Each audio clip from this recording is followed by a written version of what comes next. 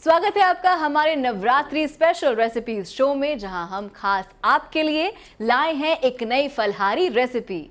आज stop kidney dialysis लाया है किडनी के मरीजों के लिए फलहारी सिंघाड़े के आटे की रोटी बनाने की विधि।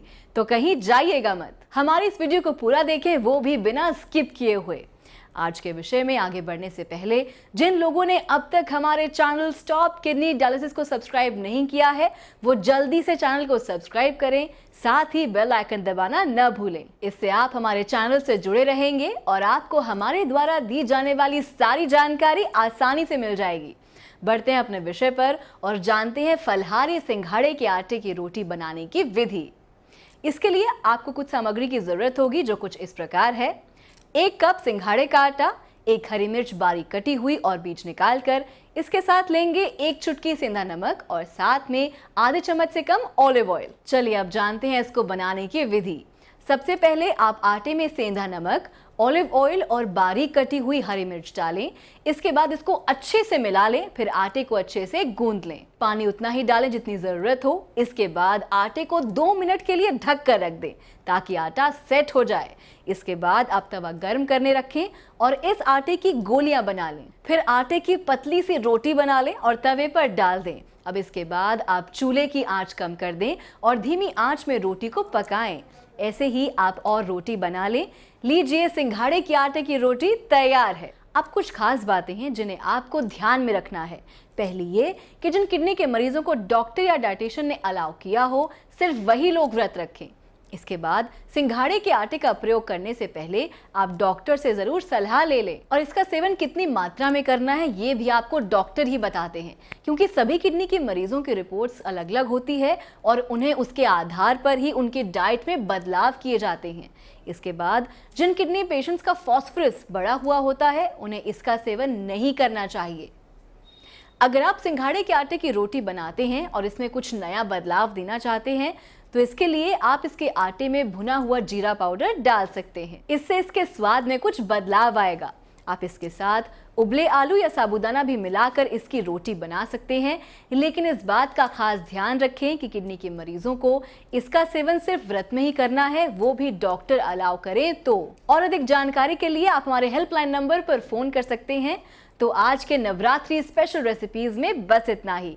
अब मिलेंगे एक और नई रेसिपी के साथ, तब तक के लिए नमस्कार। अगर आप किडनी की समस्या से परेशान हैं, तो इसके लिए आप कर्मा आयुर्वेदा से आयुर्वेदिक उपचार ले सकते हैं।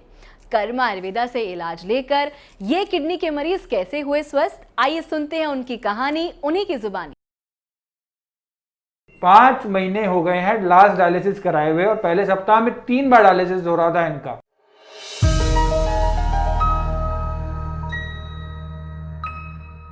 नमस्कार दोस्तों, आज एक पेशेंट हमारे साथ और जुड़े हैं कि आपको देखने, जैसे बोल रहे हैं बिल्कुल ठीक बोल रहे हैं कि आपको देखने के बाद ही ऐसा फील होता है कि हम आधे ठीक हो गए, पहले से बेटर ही की तरफ को जा रहे हैं। पहले कितनी बार, पहले कितना क्रेटिनिन था? पहले तो 8 पॉइंट कुछ भी क्रेटिनिन आ रहा था, 9 भी आया है। दिखाएं रिपोर्ट।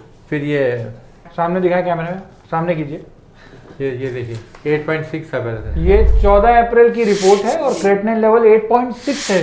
काफी बड़ा हुआ है इसमें। हाँ जी, बहुत ज्यादा हुआ। और इसके बाद में ये देखिए, ये फिर 6.72 भी हो गया था।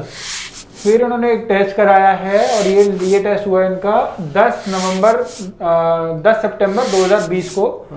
और इसमें इनका जो क्रेटिनिन लेवल आया है वो आया है 6.72 जी। और डायलिसिस भी नहीं करा रहे हो आप तो डायलिसिस से जाना ही नहीं है। हाँ। अब तो लाइफ ऐसे ही चलेगी सर। डायलिसिस अब आप मिल गए तो डायलिसिस का मतलब ही नहीं बनता।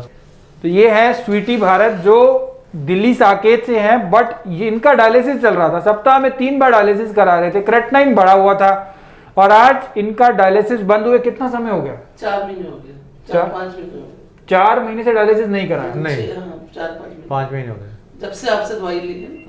5 महीने हो गए हैं लास्ट डायलिसिस कराए हुए और पहले सप्ताह में 3 बार डायलिसिस हो रहा था इनका। और उस समय क्रेटिनिन भी 8 के आसपास था और आज जो है वो क्रेटिनिन भी 6 के आसपास है जी।